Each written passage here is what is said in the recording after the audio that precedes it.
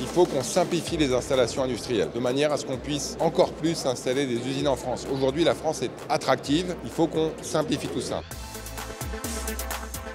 La révolution industrielle du XXIe siècle, c'est la décarbonation. Il faut à la fois décarboner l'industrie traditionnelle et développer l'industrie de la décarbonation. Profiter de cette révolution pour dégager, pour distribuer, pour créer une industrie française. Il faut qu'on forme des jeunes et des moins jeunes qui sont aujourd'hui dans des industries d'hier et d'aujourd'hui vers les industries d'aujourd'hui et de demain qui sont essentiellement celles de la décarbonation mais aussi celles des nouvelles technologies. Pour ça, il faut aussi qu'on attire des jeunes femmes et pas seulement des jeunes hommes. Donc il y a un sujet de féminisation très important.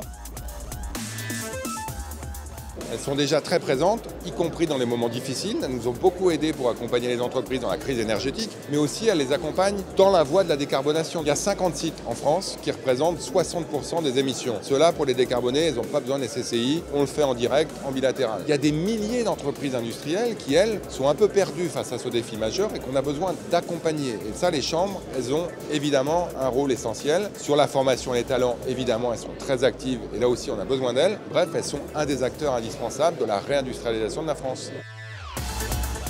On a 54 milliards d'euros à investir dans les entreprises françaises avec un gros focus sur l'innovation, l'industrie et la décarbonation. Évidemment, les chambres de commerce, là encore, elles vont nous aider. Elles vont surtout aider les entreprises. C'est pour ça qu'on les aime. Elles aident les entreprises à avoir accès à ces moyens publics et ça, c'est évidemment extrêmement important.